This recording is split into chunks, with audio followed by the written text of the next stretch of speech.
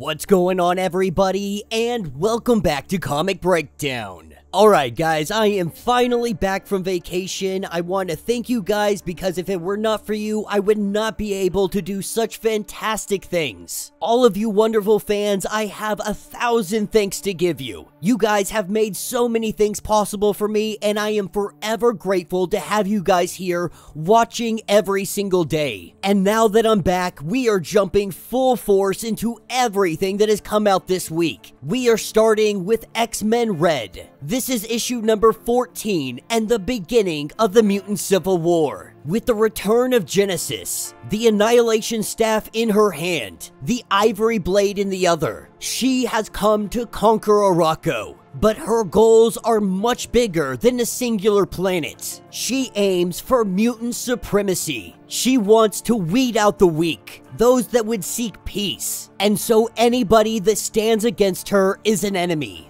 But there are those that were willing to stand, like Kobach, Nova, Roberto, Storm, John Ironfire, and Cora. They gather their armies, and they prepare for war. So make sure you guys have subscribed to the channel, make sure that you like this video, and with that being said, let's dive into this breakdown. Alright gang, so as we jump into this, the first act of the war was one of creation. Genesis reached out with her mind, with her mutant weapon. She was seeking out the secret sleeping heart of Arakko Prime. And when the island's heart was beating steady, she whispered in its ear to wake up. The first victory in the war was a propaganda victory, and none that were on the island would forget that moment. The word spread quickly. The living island was alive again. The mother of Arakko was once more in the seat of victory, and the staff in her ear, whispering that this is good. And then at Genesis' side, but not on her side, was Laktuka. She watched. Now we had seen her remove the rebels, Storm and the others. When Genesis had come to confront the Great Ring, Laktuka had moved them, giving them a fair chance, countering the Annihilation Staff. The planets maintained its orbit. The stars continued on their path. For Laktuka, there was no further action that was needed. One side would win, one side would die, and Laktuka would watch. Across Arakko, we see a multitude of things happening. The Fisher King going and doing his fishing, noticing that there is something wrong. Prophets drawing out what they see to come. Sales of weapons in Port Prometheus are at an all-time high. Tensions are growing even higher. And that is what takes us to the Red Lagoon. Takes us to Storm, Kobach, and the others. And right now, Kobach is furious. He had been challenged. To take them away from this challenge, this was an insult. This is the greatest shame that you could bring on anybody. And he finds Lotus the one responsible, because he is the one that asked Laktuka to send them somewhere else, to give them a fighting chance. And so when Kobach demands an answer, asking Lotus, why did you do this? Why did you bring this shame upon me? Lotus lets him know that he wanted him to live. He didn't want him to die, that he cares about him. And the way that Lotus sees it, that was an inevitable death. The Annihilation Staff seeping into their minds, it was inevitable for them to be taken over, for them to either fall or join Genesis. This was their opportunity to fight back. Retreat was the only answer in this situation, with Kobach accepting this as an answer. This is what takes us to Roberto. He comes stumbling into the room, blood soaked on his shirt, and he is letting Storm know what has happened on Earth. Frenzy, Dazzler, Jubilee, Prodigy, all of the newly announced X-Men are dead. Everyone at the Hellfire is dead. The treehouse is burning. This was a full-out coordinated attack. Resurrection is off the table, and Professor X getting into everybody's mind with a planetary evacuation. If it were not for the Red Triangle Protocol, he may not have been able to fight it off. And Storm has to wonder why Charles would do this. But at this point, it doesn't matter. All of the gates are locked down. The only reason he was able to get here was because of Cable's tech, and then that stopped working as well, which means he thinks that Cable might be dead. All the mutants that went through the gate, they have no idea what happened to them either. And now Storm demands an answer. Who is responsible for doing this? And he replies with Orcus. This is when Storm recognizes that this was all an orchestrated event. Jean is dead, Charles is compromised, the Krakoan dream is in ruins. At the same exact time, the Great Ring splits. Now, they're not sure if Genesis is working with Orcus. They assume that she would never do such a thing, but that doesn't matter anymore, whether she is working with them or not. To oppose her will mean war. It will mean civil war on Arakko. And so when asked what we are gonna do, Storm says that they are going to war. Now, this is where we're gonna get a little bit of a time jump. We are going to be taken 70 days into the Civil War. From Arakko Prime, Genesis has kept her Great Ring. She has marshaled in her forces. She has erected new towers. She has her ultimate defense in play. And from here, this is where she commands her legions. Over and over again, she is sending her horde into the world to conquer and hold any position that they can take. And there is an understanding that when these advances stop, when they have failed her, it would be her turn to make war. Her sister Isca the Unbeaten. She has retired herself to the mountains. She is not taking sides. She has claimed these mountains as her own. Any side that steps into her territory, they get taken down. There are rumors that she has this as a safe haven of the mutants of Earth, the ones that are being deported to Arakko. And then there is Port Prometheus and the Morrowlands. This is where Storm has the height of her power. The bulk of Earth mutants Orcus had exiled are here with her. And those that wish to fight against Genesis, they have gathered here, the Red Lagoon turning into the War Room.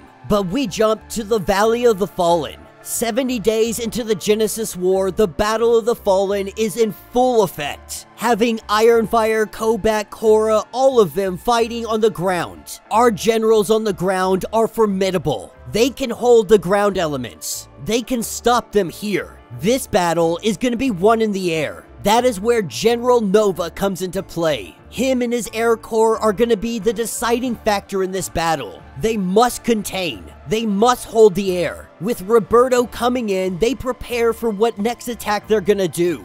They know that the choke point is on the western front. As they observe the battlefield from up high, this is where they see a twinkle in the sunset. But it is no star. This is the Omega rocket, the mutant known as Ordon, Genesis' new seed of loss. And this guy is no pushover. The farther he flies, the faster he goes, the harder he hits. As Roberto and Nova prepare to head him off, they know what will happen if he makes his arrival to the battlefield. But when he crosses over the mountains, believing himself to be invulnerable, an arrow comes from underneath him, pierces him through the top of the mouth, going out the top of his head. This arrow came from Isca the Unbeaten. They all knew the rules. These mountains belong to her. With the Omega rocket falling out of the sky, Nova and Roberto knows that this is the only freebie they are getting today. Isca may not be on their side, but it has worked in their favor in this moment, as Genesis forces move in on them.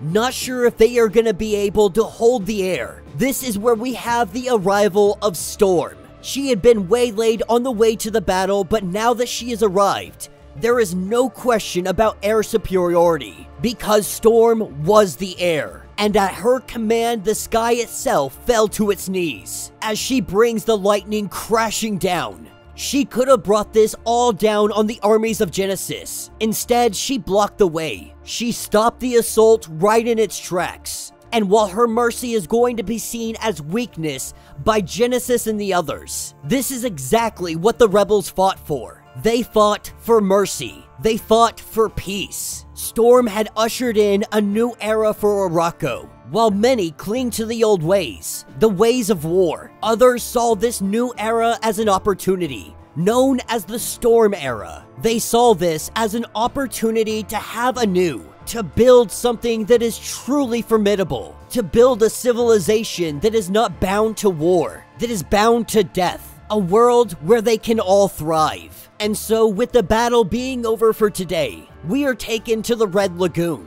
And the question is now being asked, where is Apocalypse? He is not a man that you would keep in reserves. And so there is a theory that maybe he was the first to fall. But more than that, they have yet to see the Children of Apocalypse. They have yet to see Blue and his 100. John Ironfire knows that when they show up to the battle, that is when the real war begins. Right now, they are just fighting off the hordes. They have yet to face the true powers out there. But whatever is going to happen, it is going to happen as a surgical strike on Port Prometheus. This is their supply lines, all contact with their allies. Up until now, Genesis has avoided attacks by sea, and so her hold over Sobinar might be weaker than they believe. With her ground forces consistently beaten back, this seems to be her only option. When she is ready, she is going to send everything she has. And a voice from behind them of the Fisher King. We see that he has come ready to wage war. Though we don't fully understand his mutant ability or what he is even truly capable of. This civil war is bringing out the side that he has left dormant, that he has kept secret. And so as they prepare their defenses, the Fisher King joins the battle. And that will be the end of this issue.